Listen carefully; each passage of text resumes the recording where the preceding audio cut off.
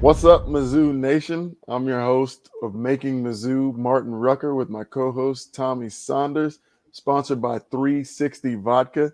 And today we got a special guest. Very rarely do you get an NFL football player, a collegiate football player, and Tommy, and a doctor. And a CEO. Oh, we got another title too? A doctor and CEO? Man, Doctor Mr. Mizzou himself. CEO, Wow. Bradley Ekwerekwu. Okay. Let's go. The man. Man, what's up? How you doing, man? Thanks Oh, for it's coming on the silly, show. Yeah. Thank you for having me. I'm doing well, man. You know, based out of Omaha, Nebraska now. As you alluded to, working really hard, playing really hard. Really, man, the name of the game right now is just maintaining. You know, I tell people I'm doing my best to be my very best. That's Okay. That's what I'm all doing. you can do, right? Yeah. That's what's up, man. So tell us what you think about this Tiger football team we got out on the field this year. Give us your thoughts.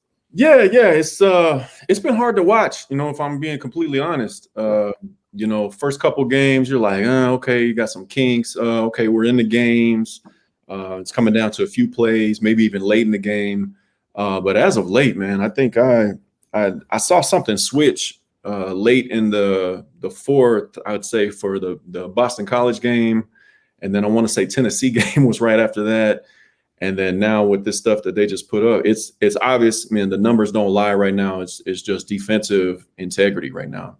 You don't have guys flying to the ball. If they are, they're flying and bouncing off.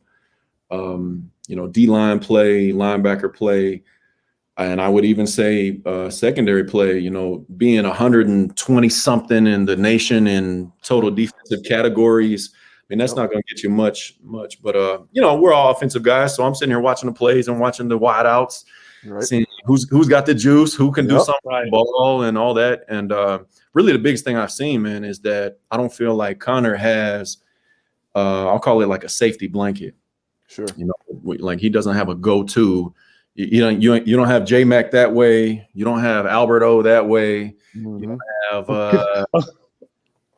Denver Bronco. Yeah. I mean, you don't have guys that Jay, just throw it my way and, you know, I'm winning that 50-50 ball. So, you know, obviously there's some great things happening offensively. Beatty is becoming a big-time superstar, you know, not only in Mizzou, but in the league. So you see teams game planning for him, but you just don't have anything behind it to back it up. Yeah, it makes it real tough when you don't have a compliment there. And everything's on his shoulders. It's been amazing to watch him do it both out of the backfield and in the backfield, meaning receiving and rushing. Definitely been a bright spot this year. A lot of people, when they think back to the good days of Mizzou, at least as of recent, and they think about this group that you got here on this podcast, everybody thinks about 07, 06, 07, the years when the ship started to turn around. There was 03, there was 04, and there was 05 before them years. Do you see any similarities, or is there anything that reminds you of those teams that you see in this team that's on the field currently? Yeah, every once in a while you see some flashes of, you know, like a unit that will play well, or like a guy that is kind of being above and beyond, trying to do what he can do to change the course, or maybe within his own meeting room. Which then, you know, impacts the larger offense or defense or something like that. You had decent linebacker play. I'll just kind of group all them together. Obviously, running back has been a big spot. But then, you know, some of the differences are, I mean, again, you don't have like that feature wide out or that feature tight end that's getting a lot of love.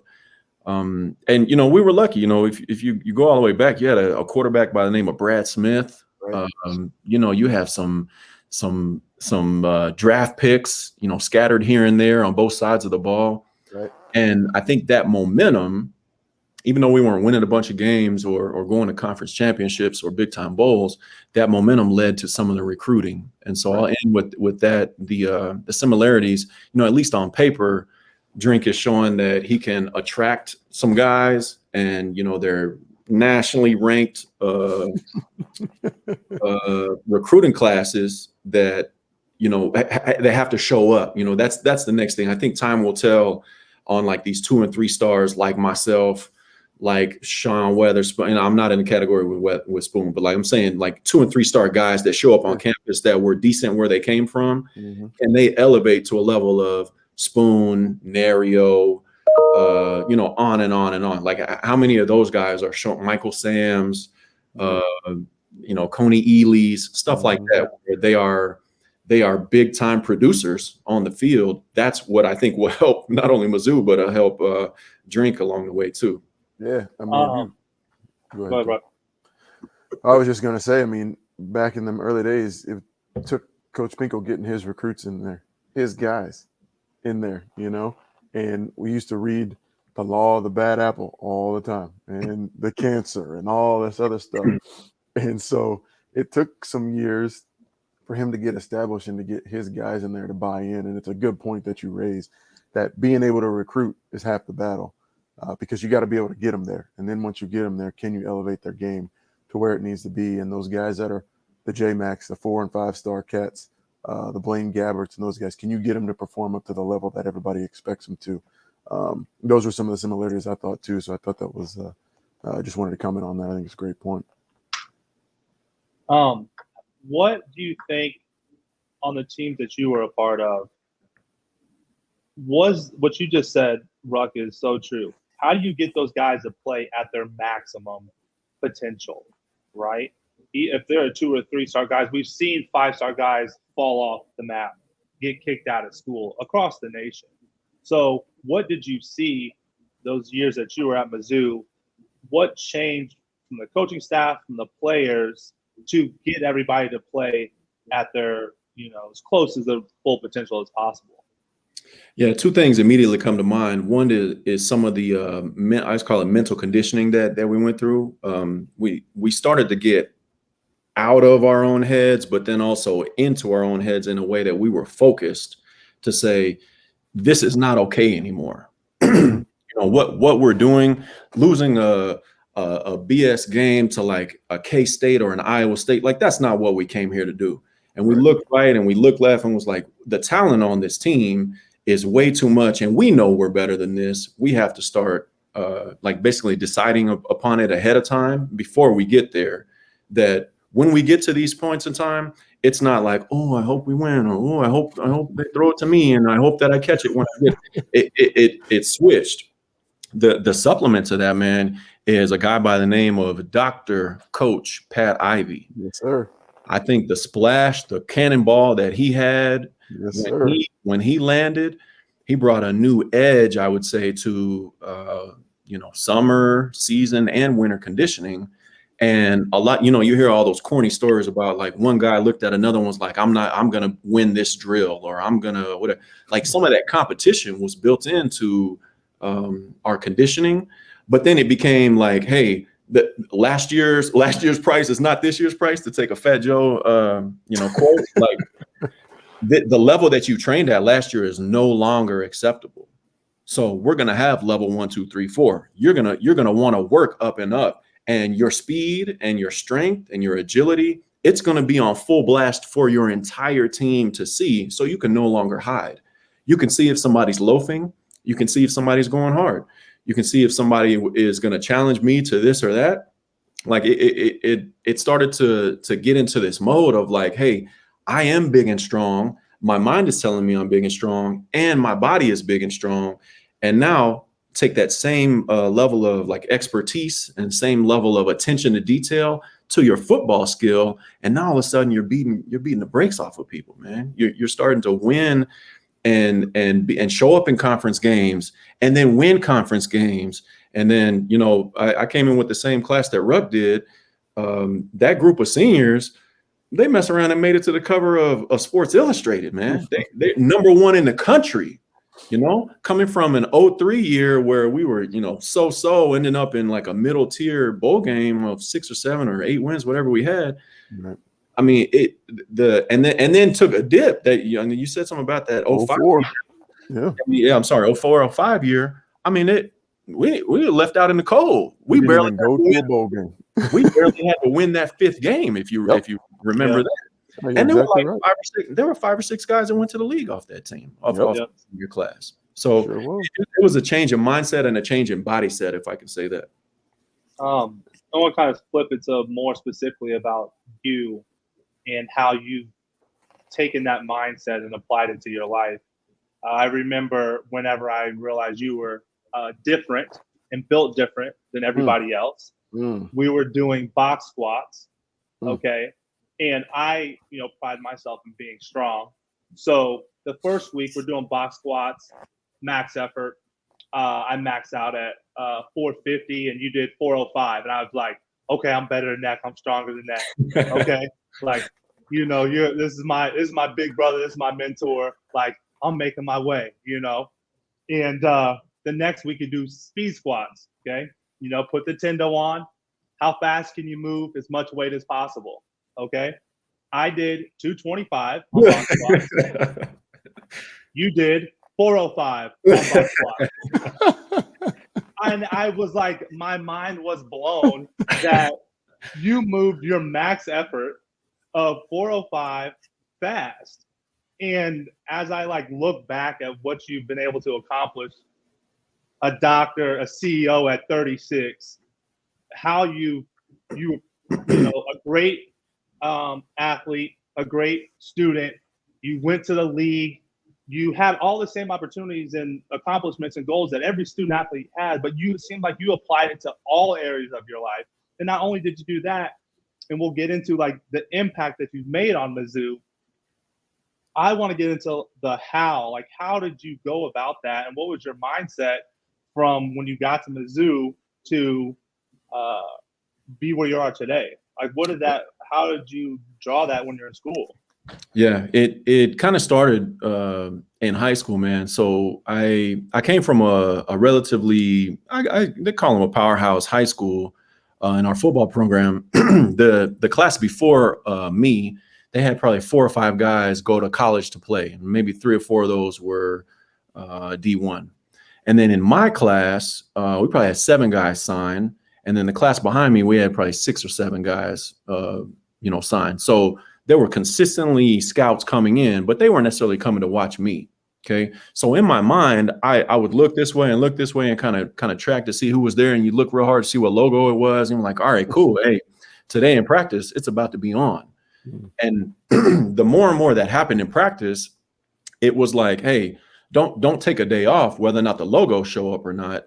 It has to be on every day at practice. So I started to look at these little bitty ways that I could start to get basically competitive edge. How do I get a little bit better in this area to where I keep my spot on the field, and 2, when it comes down to this route or this blocking assignment or this play, I was the holder, for how many times, how can I find a little bitty task and just rep it and find a way to do that. So in high school, I was coming in of hey, again, I was 2-3 star, maybe. I wasn't on anybody's, for real radar. They were coming to watch my quarterback, my middle linebacker, a couple safeties. But then they would be like, man, he's got a frame on him. He can run a little bit. We ran the power option offense. We were running the power option. So when we did throw it, it was we were throwing it that way. So they would send me on those routes. And I caught, 7 out of 10 of them, So they were like, hey, he's just a deep threat. He can do it, go and develop him. So showing up in Mizzou, now I'm like, hey, again, I'm in a 2 or 3 star. I remember seeing Rucker for the first time. I heard about this corner that we signed, and I heard that he was 6'3". And in my mind, I was like, well, shit, I can't jump over anybody now. I'm not gonna have the advantage over. I went right up to Rucker. I was like, hey man, what's your name? He's like, yeah, I'm T. And I was like, oh, okay, so what do you play corner? I'm running around the locker room looking for the tall corner. So I can size him up already, because I'm like, well, what is he good at? Am I bigger than him? Am I stronger than him? How can I get better than the guys even in my own recruiting class? Yeah. And it's funny now, but that's basically what I did within the receiver room. within the offense in general. Like I tried to find little ways to where like, hey coach, you know what, I run really fast and I go that way. And you know, I'm still working on catching the ball and traffic and all that kind of stuff. But hey, I'm gonna be in the weight room and I'm gonna get a lot bigger and stronger so that I can also play slot. You know, I'm not scared to go down there and mess with any linebackers or set the edge on this rush or whatever it is.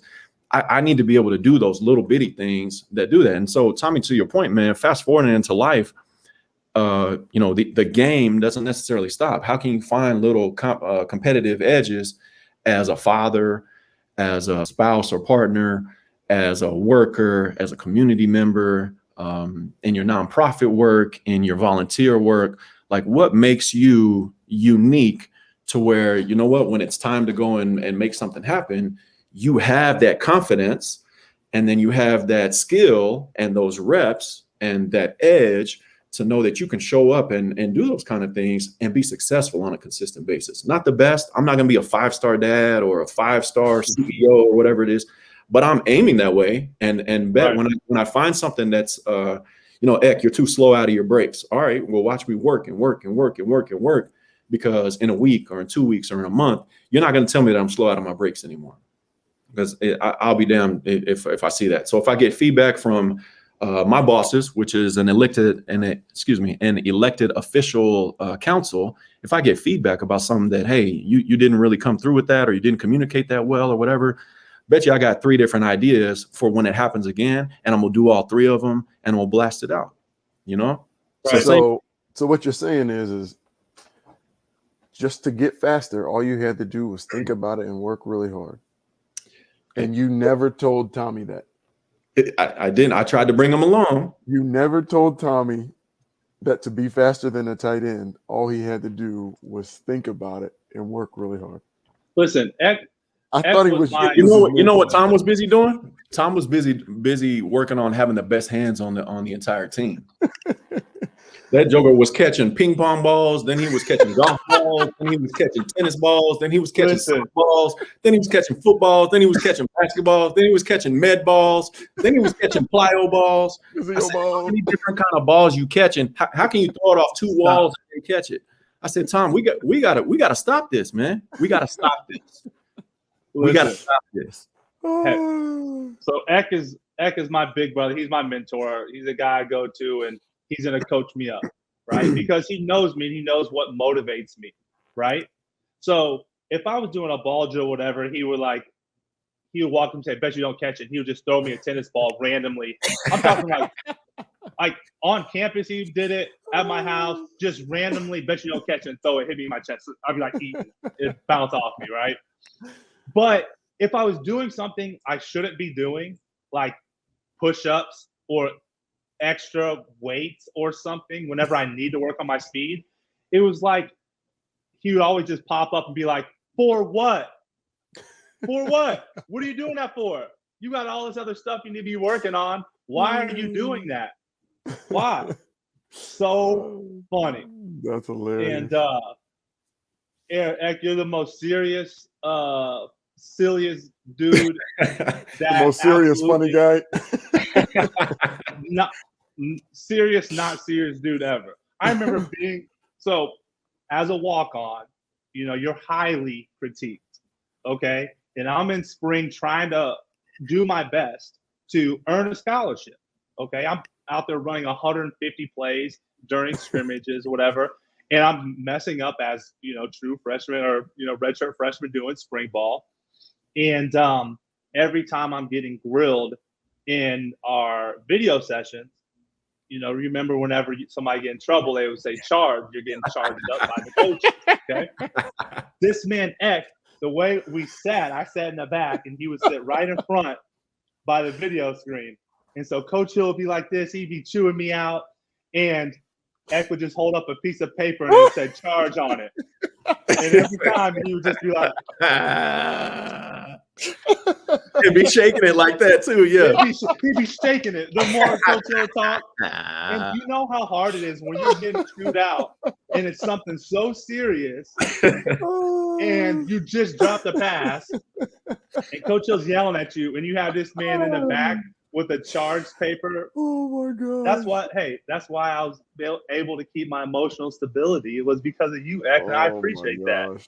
That's Bro, what I that is love so about funny. you. There's a good life lesson in there, man. I mean, as much as you receive that critique, as much as like, hey man, it's in black and white up there on the screen. Like, you didn't get off the ball, you got jammed, right. You didn't get to depth, whatever it was.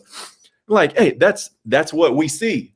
That's what the public sees. In your mind, did you go up there to the line and be like, okay, on this play, I'm going to let him jam the mess out of me. It's going to mess up the timing. I'm going to get 3 yards when I should get 6. And then I'm going to turn around and the ball is going to beat me up in the face.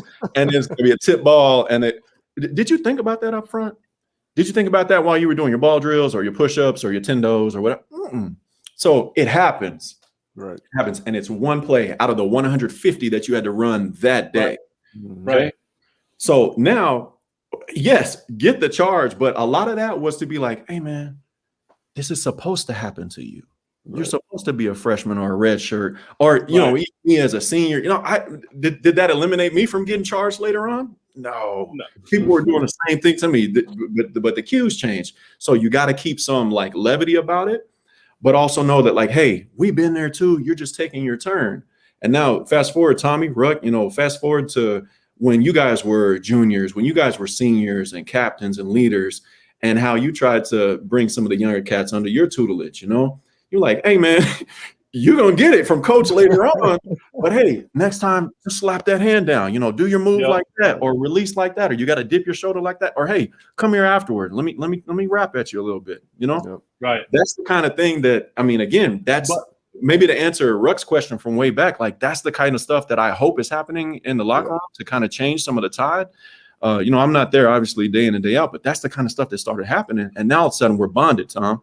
Like now, you know that you know you're going to get it tomorrow in film, but you know exactly what I'm going to say. But listen, you also gave me the biggest compliment a younger classman can have is you and J Ray asked me to be in a winter conditioning group. Yeah. Okay. And that, hey, yeah, mat drills. It means a lot. Hey, that means a lot. It means a lot. That means a lot. Well, now I think about it, was Bracy sick or something that day? Because he was running track. No. He was running track. Greg Bracy, what's up, brother? Hang on. But hey, man, hold up, though. No. Bracy was not running track. He was my roommate. Who else was in the dorms? He was not running track. He was on the track team. That man was asleep. He had track practice in the afternoon. There you go. Hey, I want to get back a little bit to you said something about competitive advantage. And there was this moniker that we came up with, or I shouldn't say we, because we didn't. And I just finally found out where it came from. It was called Mizzou Made. Everybody that's a Mizzou fan, and even some that aren't, know what Mizzou Made is. And in my eyes, it gave us a humongous competitive advantage, not only on the field, but probably even more so for these young guys, for these guys who were on the team, whether they were young, whether they, you know, as they got older, it provided a huge benefit. And word on the street is that idea came from you. So everybody watching Making Mizzou right now, shout out to 360 Vodka, our host. If you want to know where Mizzou Made came from, it came from Dr. CEO Brad Ekwerekwu before the title. Ek, talk a little bit about that. Tell us where it came from. Tell us what it originated. What was it all about? How did you come up with it? Yeah, sure. You know, some of the same topics and trials that we talked about for a long time now. You know, we're just zoomed in on the football part of it. And way back when, the athletic director, Mike Alden, who, you know, I love and revere at a high level, he put in a lot of work, but he put in these 3 different core values: academic integrity, competitive excellence, social responsibility. So toward the end of my career, I'm like, man, I'm looking around, looking at the facilities, looking at our training facility, at the MATC facility. And I'm like, yeah, what's evident is the number of people and resource and like supplemental programming for academic integrity. You got your advisors, your tutors, your study halls, your computer labs, your high-end this and that. competitive edge, you start looking at the weight room, the coaches' offices, the facilities, the fields, the training room, the dining hall. Ooh, I can still taste the dining hall. But then we got to social responsibility and, kind of toward my last, we went through some dark times there, and we had some teammates, and then we also had some other student athletes on other teams getting into trouble or getting into binds. From what I deemed just some silly reasons, just playing like we can do these things in Columbia, Missouri, because we got it right. So I floated this idea to Mike Alden and at the time the track coach, Dr. Rick McGuire. What's up, Coach McGuire?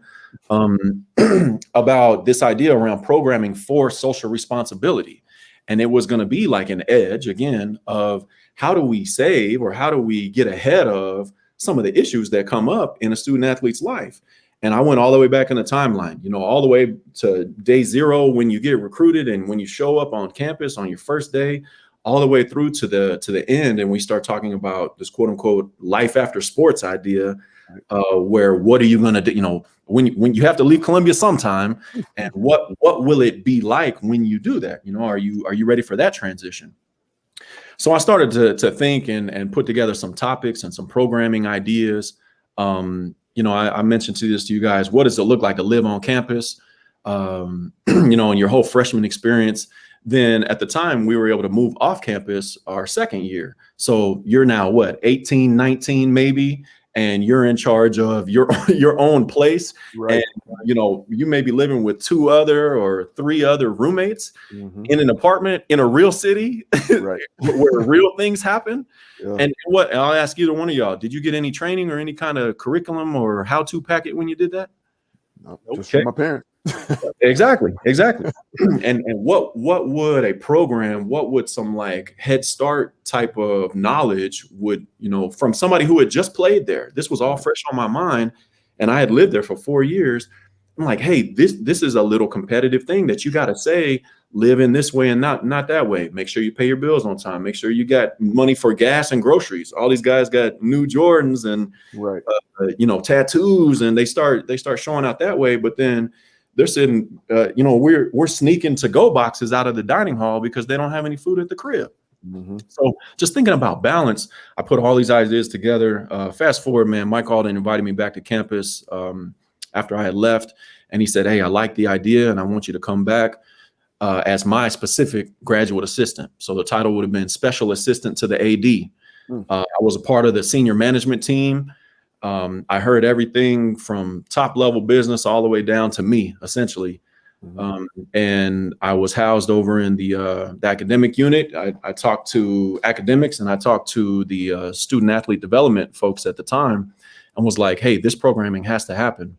And so our first couple of steps were for me to pilot this stuff in they call it a student success center learning strategies class.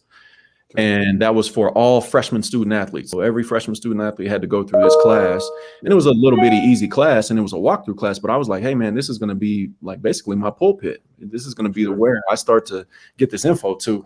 So I started to get some more traction. I got Coach McGuire involved on the mental conditioning side of that stuff too. So I had him and his team of staff and GAs come in and get with us too.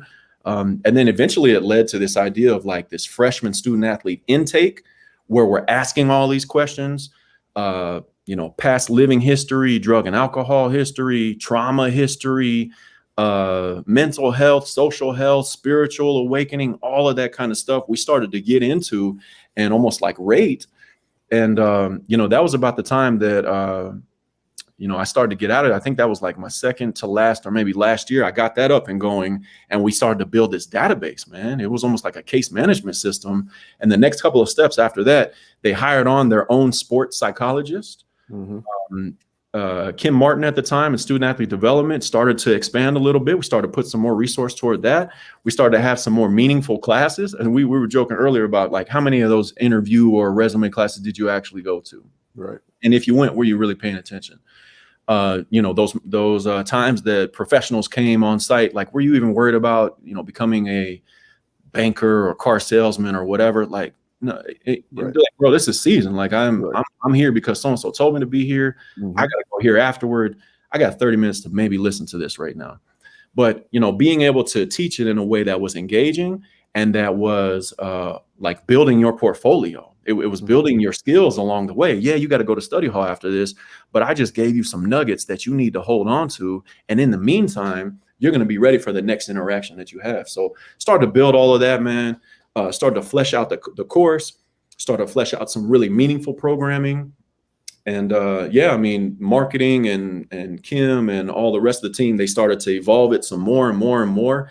And that's where, Mizzou Made program came into existence. And, it's high flying now. Like you got big time names and big time business people and stuff coming back to support student athletes. And I mean, I'll circle back and say, nobody's life is going to nobody's going to retire in Columbia unless you just love it there and you got a great spot.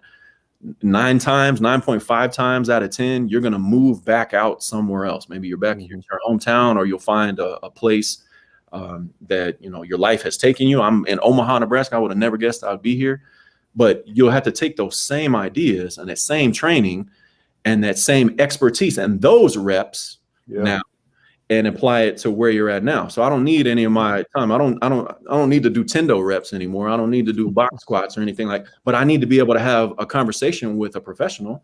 Absolutely. I need to be able to get my resume together, and I need to be able to have some conflict resolution, and I need to be able to have a house that bills are paid on time, and I'm a dedicated citizen, and like all those things that is going to hit you just like that when you're 22, when you're 23. Yeah. Right. But we're getting a start right here in a safer environment where Columbia can kind of be a bubble around you, and you can practice it here so that you can go anywhere in the world and be that. That's so dope because like think about how many players we played with that were really good players, but got kicked off the team or they never really made it to play because coaches couldn't count on them. They weren't sure what was going to happen, if they were going to be there on Saturday, or if they were going to be suspended, stuff like that. Like, and when people think of Mizzou Made, they just think, oh, I went to Mizzou. Oh, we played football. I'm really tough, or I'm successful, so I'm Mizzou Made because I went to Mizzou.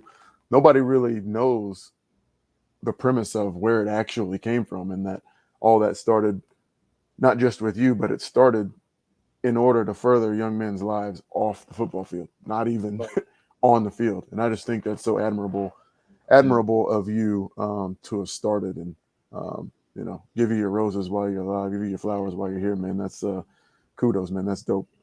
Yeah, for sure. I mean, Mizzou should be indebted to you, the change that you've made. I know, you talked about the impact it had on Michael Sam, for example, and him going through that process and be able to deal with the things that he dealt with. And whenever you were with the Chiefs, you're living in Kansas City. We spent a lot of time together. Yeah, let's go. We spent a lot of time together, and I knew you were doing this, but I was so focused on football. I didn't know what all you were doing and how impactful this was. And it's like, oh yeah, it's great. Yeah, we need this, of course. The question I want to know, and it's always, what's so great about you is, like I said earlier, like how are you able to inspire change, to get a university to listen to an NFL guy that just, you just got cut, you're coming back, you have the athletic department, the AD coming to you saying, you know what, I want you to implement this. How is your communication? And now as you're running, a nonprofit organization, a CEO, clearly when you're getting hired for those positions, after you've gone through this ladder, you're able to communicate your ideas very well, and people listen. I remember that about you. Anytime you said something, I felt it so heavy. I'm like, okay, like this is what I need to do. How do you go about something, especially like what you did at Mizzou, that's so big that you can break it down and actually make it happen? Yeah, first I'm feeling the spirit to be like, hey, first and foremost, God is great, man. Amen. And that's the 1000% of it. I think past that, the relationships that I built going through school and having an existing relationship with Mike Alden, an existing relationship with Coach McGuire, with Coach Ivy, with Brian Maggard, Joe Scoggin at the time, I was already kind of in discussion with them. I want to tie that to the lived experience that we had. Ruck, like, you're right, man. Brothers, like guys in your own meeting room, guys on your team, they didn't finish with us, man. And some of it was for silly stuff. And you're just like, yo, like where were these programs at? Where were the mentors? Where were the people on site, that would be able to do that? And I think the passion and, like, maybe to your point, the calculated delivery that I had with those individuals, I told them that I'm devastated. I'm happy that I made mine. But I'm devastated that my brothers didn't make it with me, man. And even some female student athletes, they weren't able to matriculate all the way through this process for whatever reason. And I feel like some of those could have been avoided. And, trying to get ahead of it, trying to coach for it, I thought was just as important as getting your grades right and having somebody, the minute you get a failing grade on a quiz, on a test, how many texts or calls did you get, Right. And the minute you didn't show up for a workout, heaven forbid you miss a workout, heaven forbid you're 3 or 4 minutes late for a 6 a.m. workout, what'd you have to do? I mean, it was immediate redirection.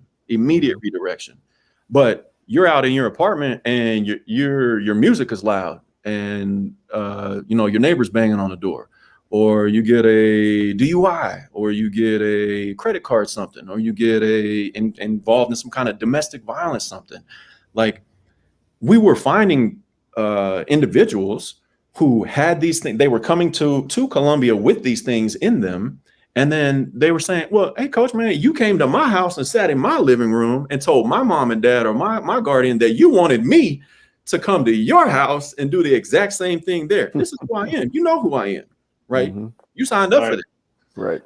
And if we can coach and continue to walk them through and be like, yes, that all of that is true, but to stay here, you need to do X, Y, and Z to be able to be successful while you're here. Like, these are some of the steps and the foundational blocks that you got to get to. It was heartbreaking, man. We did the math and it was like 40 some student athletes in a 2-year span that had been either arrested or ticketed for a number of things. It was like 04, 05 or 5 or 6 or something like that. 40 some student athletes in the city of Columbia. Not parking tickets though, right? Maybe I might have included you in that list. I don't know. They might have all 40 been mine then. But I remember having a conversation with Mike Alden, being like, hey, are you embarrassed? Because I'm scared. I told him I'm scared. I said, because it looks like they're just teeing off on us. But I said, are you embarrassed by this? Is this okay? And at that point, I mean, a lot of times you need the data, quote unquote data, to back up new ideas and make it happen. But it was great, man. It was great. And I'll brag real quick on programs like Men for Men and Women for Women. We saw those things in action. I was there on site and I watched Men for Men happen at a bar at 12:30 in the morning after a night out. I saw it. I saw a situation that could have went left very badly. I saw it go right. I saw it work. I saw accountability amongst teammates, making the right decision, bear hugging a grown man, picking him up and barreling out the front door of the bar in downtown Columbia and saying, not tonight, man, because I love you that much. I know that you're not in your right mind. I am. And I don't want you to end up at home in trouble, in discipline somehow. I'm going to take you out of this situation because I love you that much. And you're valuable. You're valuable to me, to the team, blah, blah, blah, blah, blah. Right. So those type of things are the things that start to switch around the culture. And I'm glad, I'm very hopeful that it's still there. But, even back to your point, Ruck, like that's one of the things that has to happen too. You got to kick it together, man. You got to love each other at that level. That says at your worst and at your best, like, I'm still here and my love is going to be unconditional for you because of this grind. Yep. Well, that's legit, man. That's legit. And real quick, like, shout out to PI, man, Coach Ivy. Okay. Right. I mean, y'all remember that first summer when they got there? Well, that turned the whole program on its head. People don't know that players on the team was trying to fight the coaches on his staff. It was bad on a weekly basis. on a daily basis. Yeah.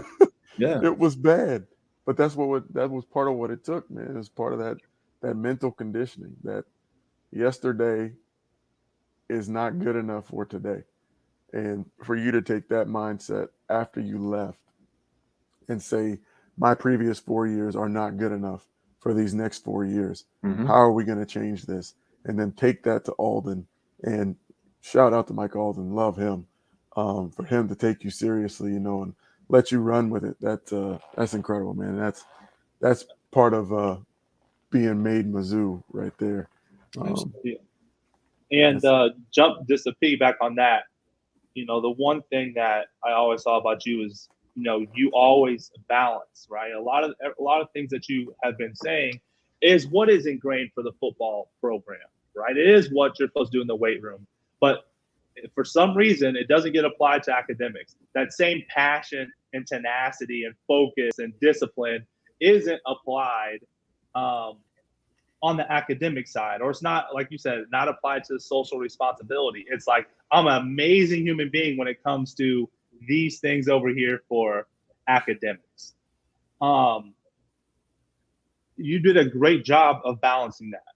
And when we talk about making Mizzou, the one thing that, as we're talking through this story, that I noticed is like, you went through this program, you saw all these problems, you're going to the league, you're trying to figure out what you want to do. And I don't know what you had planned for your life, but I'm sure it did include going back to school and where you are right now. No. Absolutely not. So you get through this process, you get to your dream of playing the NFL, and you're like, wait a minute. I can't leave this place that I just left with knowing all these problems are there. You're like, no, let me go back. I don't know what my plans were. You stopped. Let me go back and try to fix it. You put yourself on hold, and I know now, so we talk frequently. You were, reading to guys in the prison and going back and pouring to other people. What? And it seems like those values that you took that Mizzou built, you applied to all aspects of your life, and it really set in. What is the role do you see as a mentor, as our responsibility to giving back, and how do we go about doing that? What do you see? Yeah, I think what happened, again, we talked about lived experience. What happened was I started to see and realize some success with that method. I started to key in and be like, hey, if I can just continue to have these little competitive advantages, I'm seeing success in it. And you're right, man. I turned around and I was like, y'all, the guys that I came in with, the guys that I care about, y'all are still in Columbia and you're this close. Like y'all are on this way to #1 in the country, playing for big time games, doing big things on the field. I will never sleep soundly knowing that, this programming or these fail safes or whatever it is are in place, because any one of you could make a wrong turn one day or do something like that. I'm like, no, man, I need to be able to get back to y'all and say, hey, this stuff is here, and you watched your brothers to the right and left, not necessarily make it with you. I had to get back, man. So, academically speaking, I think there too, man, I go back to the story I told you about high school. Like, all I needed was an opportunity. I wasn't gonna be able to go to college if it wasn't for football. I was already researching the local community college. I was researching actually the Marines, because I know if I went and did that, they would turn around and pay for some school. Right. And so, those were my options, man. So I felt like when I got there, I was lucky enough to get in, and quick brag, man, I graduated in 3.5 years with a business finance degree. 3 point something GPA. Ooh. So, but again, it was all opportunity. We had to be there in the summers. So I was like, if I'm gonna be here in the summer, be in summer school, I'm not just gonna take the 3 hours that they make you take. I'm like, man, give me 6 hours, give me 9 hours. Like, let me get ahead. Let me make sure while I got it here, I take advantage of this, because I'm gonna mess around and make up a whole semester in the meantime. And that last semester, I didn't have to, man, I was graduated before we played in the Sun Bowl. Like I was a college grad playing in that. So knowing that when Mike Alden came back and was like, hey, we want you to do this and we want you to be a GA, that kind of kicked right back in, was like, hey, now I get a master's. I get an opportunity to do this with a master's degree. Bruh, rewind. I'm from Arlington, Texas, dog. I'm from the middle. My mom and the network I had behind me did a fantastic job of raising my sister and my brother. But I wasn't supposed to make that, man. I wasn't supposed to be there. People where I'm from, we don't have master's degrees in education. Right. And then at the end of master's degree, and I sped through that. And I was like, hey, I got to get it in while the deal's on the table. I got to. It's free. It's a money grab, right? So we get to the end and they're like, hey, we like what you're doing. You got a lot of positive momentum here. We want you to stay here and keep doing that. And I talked to counselors, my counsel, my mentors, including Coach Ivy. And he was like, hey, Dr. Eck. I was like, man, get out of here. Stop that. He was like, no, you're done. You have the bargaining chip. They want you to stay here. He said, all I'm going to say to you is Dr. Eck. And then he left the room. Man, a couple more conversations, some more prayer. And literally like 2 more years, I was already in school mode. It was like 9 more classes total. And they were going to pay for it. And they bumped my stipend up. And you ain't had no kids. And 0 kids, staying in the same spot, eating at GERB. Shout out to GERB. And then now elongate that timeline. I just ran I ran all the 4 years right back and ran out of there with a master's and doctorate degree. And I graduated that December, and I had just turned, I think, I'm at 12. I had just turned 27 that October. I was 27 with a PhD, young black man in America with a PhD, nose clean, no kids, no, I was out here. Out, and it was all because opportunity. It was all because somebody saw you. So, Tommy, to answer your question, I can tell you my story. It's not because I made it. It's not because I got the secret. It's because I look for those little edges. I look for the little things to say, you know what, this is important. I use the network around me. Y'all think my brain is any better than y'all's? No. Do you think my strategy is any better than yours? No, not necessarily. Did I have a team around me? Did I utilize them? Did I rely upon them to walk us through and have? Yes, man, that's the premise for the Mizzou Made program. I think that's the premise for y'all show right here too, is to kind of coach people up, man. Yeah. Provide that insider look, have that mentorship to where like, hey, we are doing it and you can do. I came from the same neighborhoods that you came from. We had the same experiences. And, it's just about deciding ahead of time that when I get there, I'm going to be successful, man. So build your foundation now so that when you get there, you're going to be strong. That's what's up. Before we let you get out of here, man, we appreciate your time. But before we let you get out, talk to us a little bit about the reading in the prisons. Yeah, sure, man. So many people don't know, and I'm happy to share with you now because my own personal journey and therapy journey is great now, man. I'm a child of an incarcerated father. Okay. So my dad went to federal prison right after my 7th birthday, and then he wasn't released until I was 30 when he got released. It was a couple of months after my oldest son was born, so summer of 2015. So. Anyway, the really, really long story short of how the passion is I started just on a whim. I met a guy who knew the chaplain at a local county jail, and he was like, hey, I just want you to meet the guy. You're kind of in the same space, and they're looking for volunteers. I was like, man, what jail am I going into? I don't have time to do this. I don't know them. But in the back of my mind, man, I had started visiting my father in federal prison when I was about 15. And I was doing that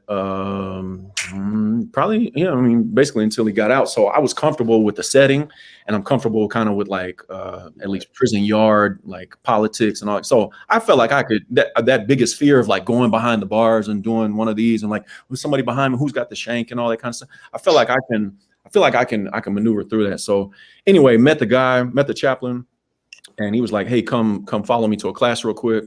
And he was doing a class, and he was like, hey, Brad, do you have anything to add to that? So I stood up, my teacher voice and made a point and made a lived experience point.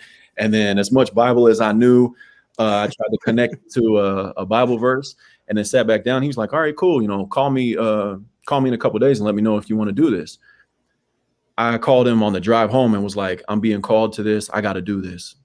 And fast forward a couple years, the passion basically was like, hey, I kept going in there and seeing fathers, and they kept telling me about their kids, and they kept asking me to go visit their kids. And they kept asking, like, what high schools do you work in? What, can you get to this place or not? Right. And I was like, man, I flashed back all the way to the idea of fatherhood that I and my sister and brother received from a father that was behind bars.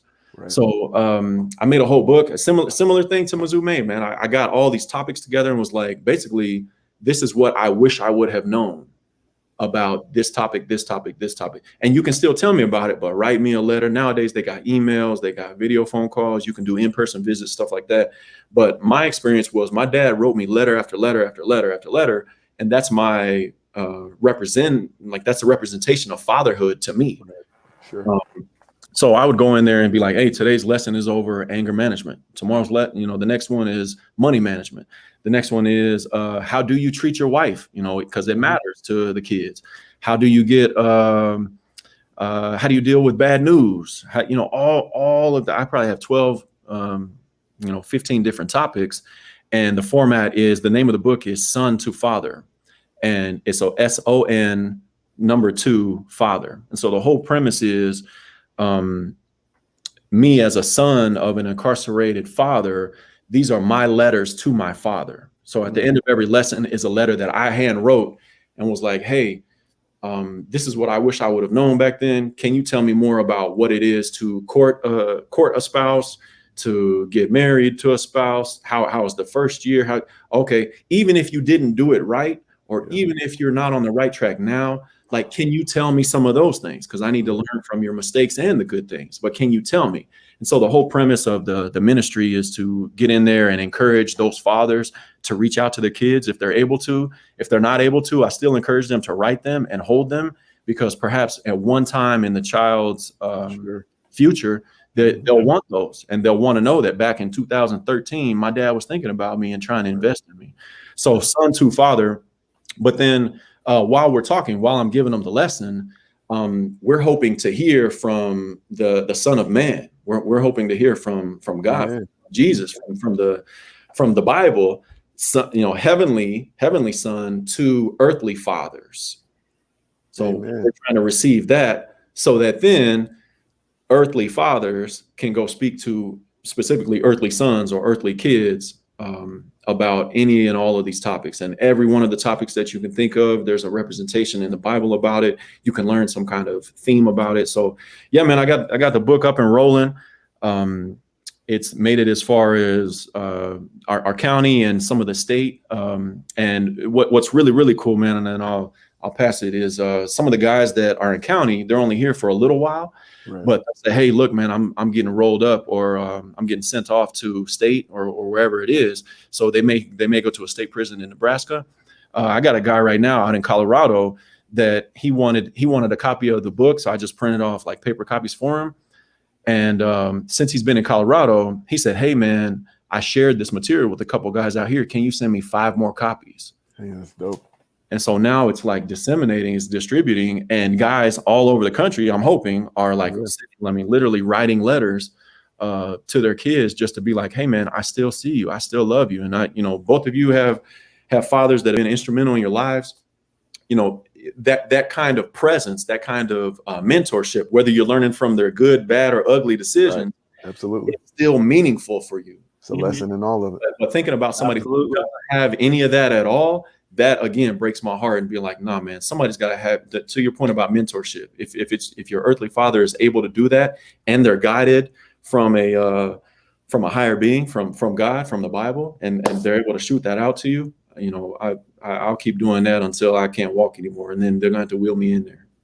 That's awesome, man.